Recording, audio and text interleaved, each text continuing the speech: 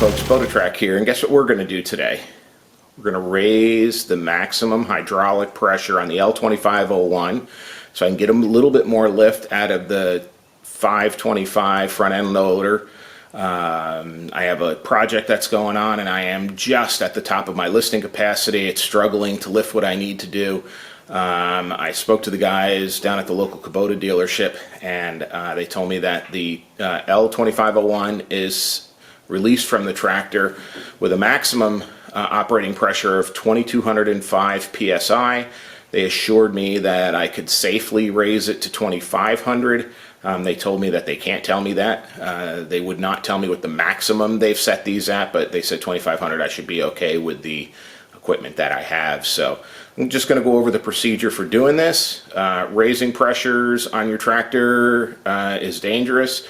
Carrying loads with the front end loader is dangerous regardless of what your pressures are at, but when you raise the pressure and you're carrying higher than maximum rated loads, you have to take extra precautions. So this is all information that's set out for the more experienced operators, not the novice operators. Obviously you do this at your own risk. Raising the hydraulic pressures will void your warranty. So let's get started. To do this, you need a pressure gauge. Attach it anywhere into the system.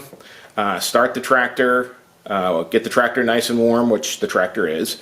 So we're going to fire it up. We're going to gradually bring it up to 2,000 RPMs, and we're going to verify that the operating pressure is at 2205 psi. Alright, so now we're going to run it up to 2,000 RPMs.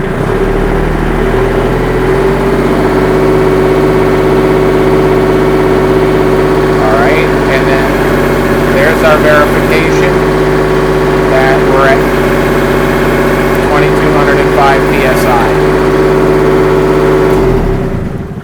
psi. So the next thing to do is to grab some tools, and I'll show you where to access the relief valve and how to raise the pressure. So be right back. Alright, so we're all familiar with this. This is the hydraulic block. We've been doing some work around this. Underneath this block, right here, you can just about see it when I get down like this. Right here is the pressure relief valve. So what we're going to do is we're going to take a socket. I believe it feels like it's 1 inch. And we're going to undo this, and inside there's going to be a spring and a plunger.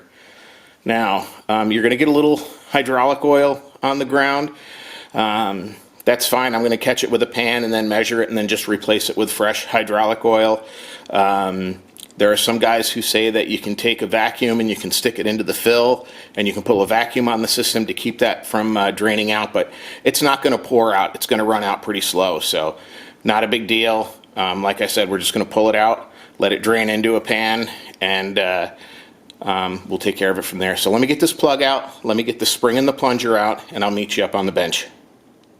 Okay folks, so I got the plug out, the spring and the plunger. I just wanted to show you. I took a paper towel and stuffed it in the end there to cut down on it. I have a pan underneath it that's catching it. There isn't a whole lot that's coming out. It's just dripping a little bit past it. So no worries there. We're going to head over to the bench and let me show you what I have sitting up there.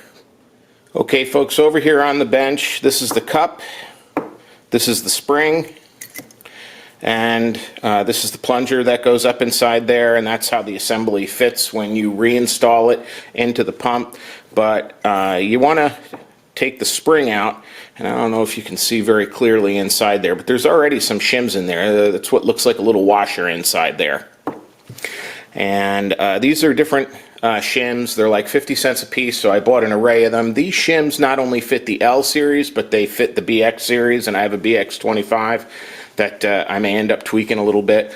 So these are a 0.1 shim, these are a 0.2 shim, and these are a 0.4 shim. So I can obviously combine them to make any adjustment that I want to do. So what I'm going to do is I'm going to start out with a 0.2, and you can see it right there. I'm going to open it up, drop it inside there, reassemble it, and we'll check our pressure out, and we'll see if that's what works for me.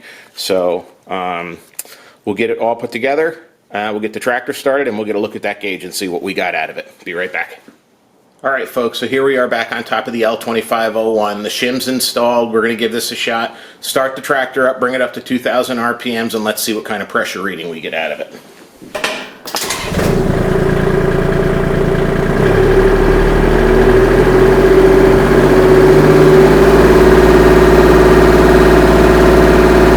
Alright, so there's 2,000 RPMs. There you go.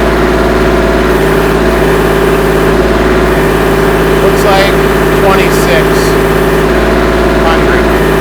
Yeah,